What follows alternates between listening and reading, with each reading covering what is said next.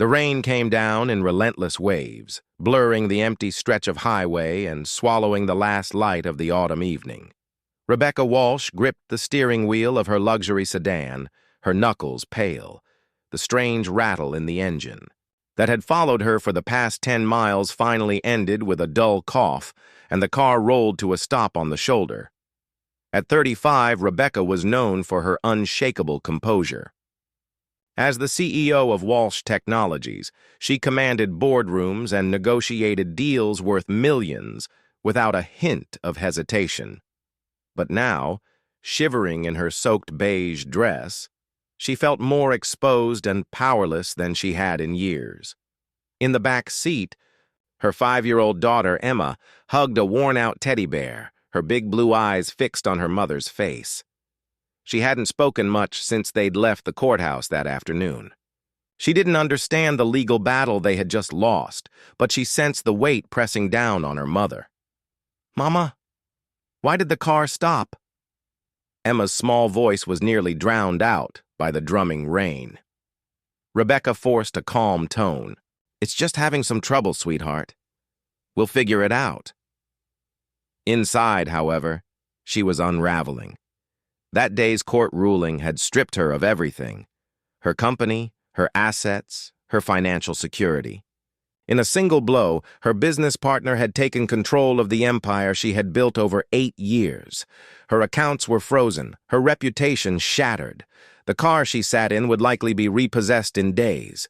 Through the watery blur of her side mirror, headlights appeared.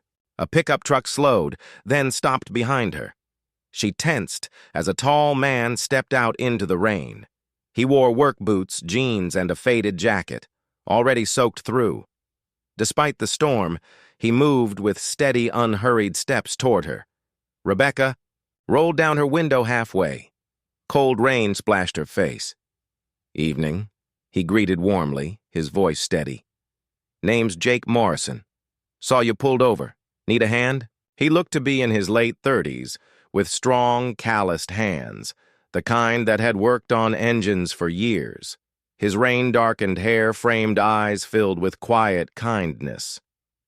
"I'm Rebecca," she replied, clinging to her dignity. "The engine just died." Jake gave a reassuring nod.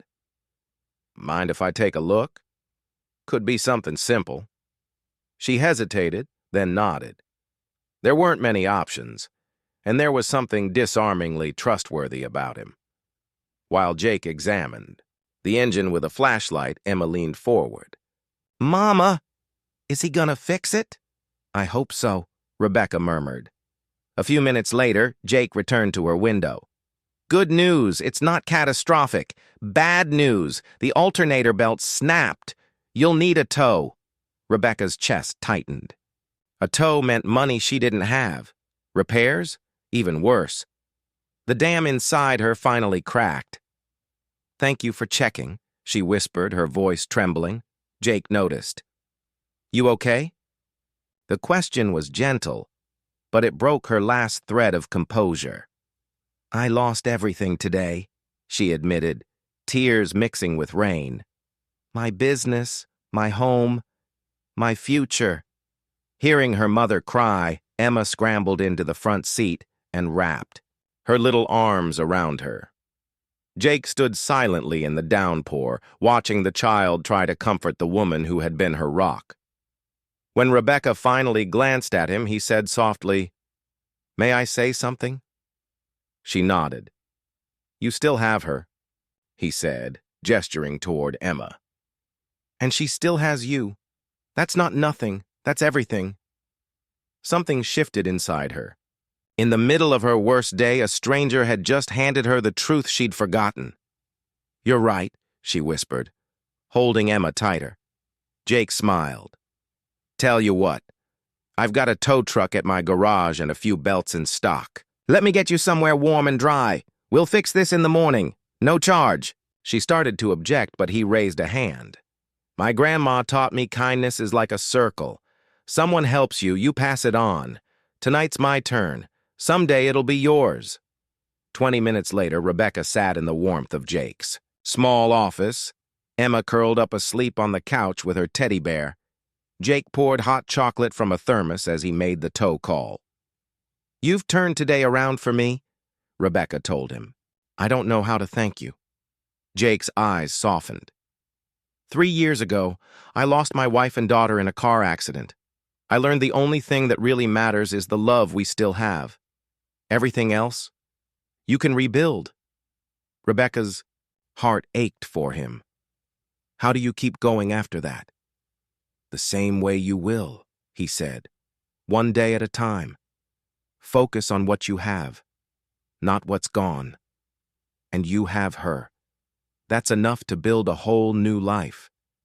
Months later, she realized he was right. Losing her company had been brutal, but it had also freed her to work as a consultant, helping small businesses grow. She earned less but had more time for Emma.